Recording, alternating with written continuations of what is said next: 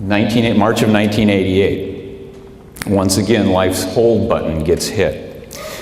The kidney infections I had as a child had taken their toll, and suddenly I'm on dialysis. One of the things that you find out about being hooked to a machine for any length of time is that you have time to think, time to hope, time to pray.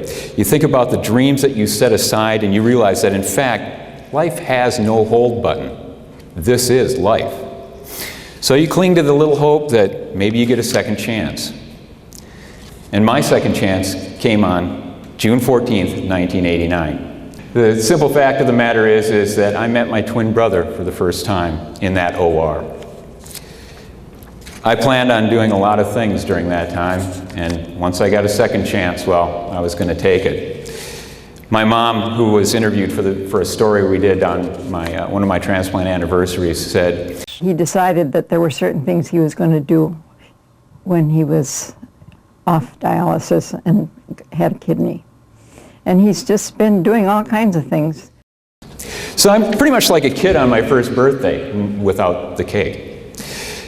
By my first transplant anniversary, I'd been able to turn this little hobby of photography into a career. Although I still have my dad's timing issues. That's me on the left, running in, trying to beat the timer. I still love fast bikes. The middle one is the transplant games here in Minneapolis in 2004.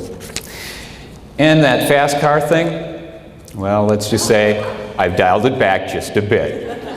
I'd also like to point out that none of these were my fault. And that as the years progress, the accidents get smaller and smaller. So that's a good thing. Also, if there's water around, I'm still likely to be in it. And I still like animals. The box down in the corner is actually a shot I took of a black-tipped reef shark in the Cayman Islands. I'm an underwater photographer as well. And that bump on my head, well, what can I say? I fall down sometimes. Flying, well, I earned my ticket in 1998 as well, and it was really quite something. One of my proudest days ever was the day I got to fly out and take my mom for her first ride. I got the backseat ride in an F-18 of my life. We did loops and Immelmans and split S's and all kinds of things. It's something to be in the back of a multi-million-dollar fighter aircraft. Wow. It's also pretty amazing to be sitting in the back of a multi-million-dollar aircraft barfing. It was spectacular footage, it really was. And as for my family, well, we are still very close, and I'm very, very fortunate about that. My mom, who passed away this past March, always said she was so pleased and so proud that we all stay together and still do things together. And best of all, I still have a thing for that lady.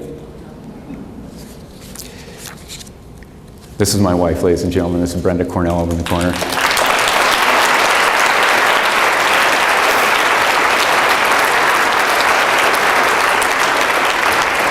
She's a very long-suffering and very patient individual. But let's face it, without her, most of these adventures really wouldn't be possible. And hon, frankly, without you, they wouldn't be worthwhile. Because you need somebody to share them with. That's our first triathlon, by the way, together. So, here we are. What's the point of all this? Well, it's pretty simple. I've been blessed with the most fortunate life I ever could possibly imagine. A wife, a family, friends, experiences. All of the dreams that I had as a 9-year-old have come true, and none of it, not one moment of it, would have been possible without the transplant that I received. The gift from that twin brother and his family, who gave me the ultimate gift, a piece of life from their son. But there are still too many dreams that are deferred. We all seen the statistics. There are so many stories like mine that haven't come true. And in the few minutes that I've spoken to you, it's very possible that somewhere in this country, someone's dreams have been permanently deferred because an organ transplant wasn't available. So, as I said at the beginning, I was told my job today was to represent the success of transplantation. In my mind, my job is to say thank you to the living donors and to the donor families who have made a tremendous and selfless sacrifice. To you professionals who have dedicated your lives to making lives like mine possible. To anyone who supports transplantation in any way, I'd just like to say to you all what I said to that pilot after the Blue Angels ride. Well, you just made a little boy's dreams come true. Took about 30 years, but hey, that's the key. Thank you very much. Thank you.